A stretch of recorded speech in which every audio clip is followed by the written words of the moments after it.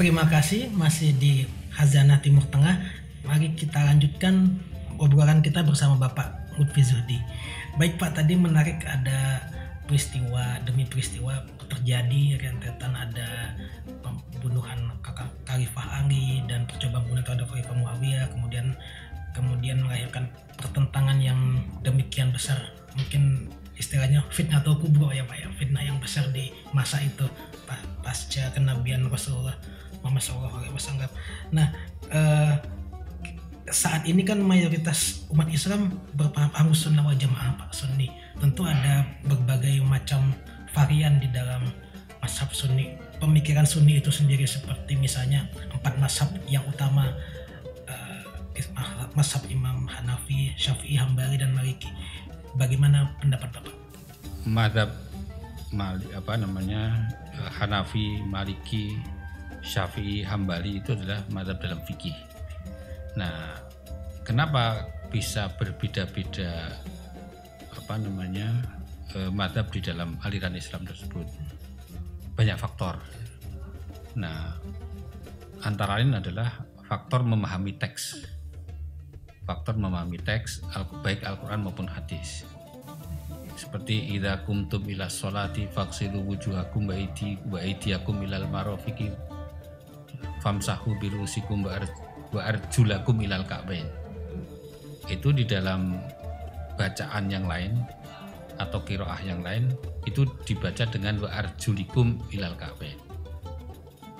Nah, kalau dibaca wa arjulakum itu posisi perintah, atau kita artikan tadi ketika ingin melakukan sholat maka wajib membasuh muka, membasuh tangan sampai siku-siku, kemudian mengusap rambut, kemudian membasuh kaki.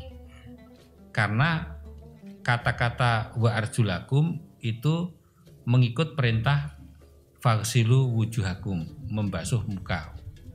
Nah, tetapi ada bacaan lain itu wa arjulikum, itu berarti di situ mengikut wamsahu biru'usikum, usaplah rambut kamu dan usaplah kaki kamu. Nah, dari bacaan tersebut muncul 2 pendapat, yaitu bahwa ketika wudhu di samping membasuh muka, membasuh tangan sampai siku-siku, mengusap rambut dan membasuh kaki, tapi ada yang mengatakan bukan membasuh kaki tapi mengusap kaki sebagaimana mengusap rambut.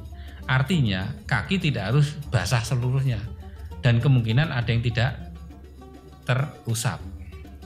Nah, untuk yang pertama tentu populer di sini. Jadi kalau kaki kita wudhunya adalah membasuh. Tetapi di lingkungan mazhab tertentu termasuk At-Tabari ya, yang punya Jami'ul Bayan, tafsir yang sangat terkenal juga, tafsir Tabari, itu mengatakan bahwa yang wajib itu bukan membasuh kaki tapi mengusap kaki. Begitu juga Syiah. Nah, artinya dari ini bisa muncul perbedaan karena penafsiran dari perbedaan bacaan yang ada. Kedua bacaan tersebut shahihah. Artinya shahihah itu adalah boleh dibaca di dalam sholat dan yuta'abbadu bi qiraati, artinya orang mendapatkan pahala ketika membacanya. Nah, cuma di dalam mazhab yang kita kenal khususnya Syafi'i itu ada hadis lain yang memperkuat bahwa yang diperintahkan oleh Islam ya itu adalah membasuh kaki bukan mengusap kaki, karena ada hadis sahih yang menyebutkan ketika Nabi melihat sahabatnya itu wudhu, kakinya masih belang-belang, kemudian Rasulullah mengatakan asbihul wudhu, sempurnakan wudhu kamu. Nah, di situ menunjukkan bahwa tidak cukup diusap tetapi harus dibasuh. Nah, mazhab ini dua-duanya merujuk kepada teks yang sahih juga, tapi bisa berbeda pendapat. Itu salah satu kenapa orang bisa berbeda pendapat di dalam memahami teks itu, sehingga muncullah mazhab-mazhab yang berbeda. Itu cuma salah satu contoh.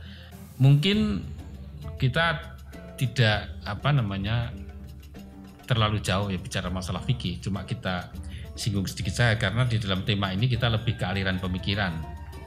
Nah, di dalam aliran pemikiran tadi sudah kita sebutkan bahwa ketika kelompok Khawarij tadi kemudian memisahkan diri dari Ali bin Abi Thalib, mereka kemudian punya mazhab sendiri, ya, mazhab pemikiran, yaitu mazhab pemikiran yang secara melihat teks itu secara secara harfiah. Nah, di sini muncullah tafsiran-tafsiran yang berbeda dengan yang lain juga. Pada era modern ya, dipengaruhi oleh para mazhab cara pandang terhadap teks tersebut, muncullah kelompok-kelompok yang cara berpikirnya juga berbeda. Ya. Jadi umpamanya sekarang dikenal ada namanya aliran Salafi. Nah, aliran Salafi adalah sekelompok orang ya, yang memandang bahwa kebenaran teks ada kebenaran yang mutlak, dan kemudian mereka mencoba menafsirkan dengan tafsiran-tafsiran yang sangat dekat sekali dengan teks. Nah, sedangkan yang lain itu di dalam menafsirkan teks tersebut itu banyak pertimbangan-pertimbangannya. Di sisi lain yang muncullah aliran-aliran ya, yang cara pandangnya adalah bukan faktor karena memandang teks ya, tetapi faktor karena kondisi sosial dan politik yang ada. Jadi umpamanya aliran yang kita kenal dengan Ikhwan Muslimin ya, yang muncul pada tahun 1928 dipelopori oleh Hasan al-Banna. Hasan al-Banna sendiri itu adalah seorang tokoh yang hidup dibesarkan di lingkungan masyarakat Sufi sebetulnya. Nah, pada waktu masa-masa itu beliau lahir pada tahun 1906, yaitu beliau lahir, Muhammad Abduh ya, seorang tokoh pembaharu itu meninggal, itu pada tahun 1905. Nah, Muhammad Abduh sendiri itu adalah seorang tokoh yang melakukan pembaharuan dalam pemikiran Islam, yang sedikit banyak juga dipengaruhi terhadap bagaimana menafsirkan Al-Quran lebih dekat kepada teks, meskipun tidak harus tekstual persis. Karena beliau juga mengatakan bahwa seorang penafsir itu harus didukung dengan kemampuan dan wawasan tentang ilmu sosial. Sehingga wawasan sosial sangat penting bagi seorang penafsir. Muhammad Abduh sendiri adalah muridnya Jamaluddin Afghani ya, seorang tokoh peletak dasar pan-islamisme atau persatuan Islam, yang pada waktu itu umat Islam sedang terpecah belah ya, menjadi wilayah-wilayah yang dikuasai oleh negara-negara adik kuasa. Pada waktu itu ada Perancis, ada Inggris, dan beberapa negara lain termasuk Italia. Nah, beliau mencoba untuk menyatukan dengan berdakwah sana kemari, berkeliling, mulai dari negara-negara Timur Tengah, dan kemudian pernah tinggal di Perancis, dan kemudian ke Mesir.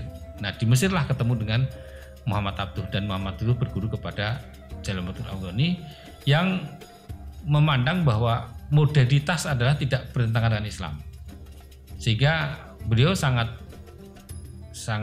familiar dengan modernitas. Beliau sendiri tinggal di Perancis, dan nanti juga Muhammad Abduh juga tinggal bersama beliau, kemudian mendirikan surat kabar dan sebagainya. Nah, muncullah gerakan modernitas Islam pada waktu itu, yaitu Muhammad Abduh, Jamaluddin Afghani yang mencoba untuk menyatukan negara-negara Islam yang terpecah belah, dan kemudian Muhammad Abduh yang mencoba untuk mengajak umat Islam untuk berpikir modern. Jadi Barat bukanlah sesuatu yang harus dimusuhi.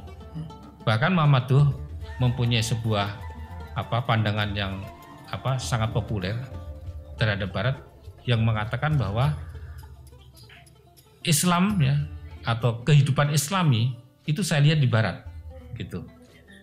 Ya, kehidupan Islami saya lihat di Barat. Pemirsa, penjelasan yang sangat menarik dari Bapak Muhammad Lutfi Zuhdi. Sampai jumpa di episode berikutnya. Assalamualaikum warahmatullahi wabarakatuh. Waalaikumsalam.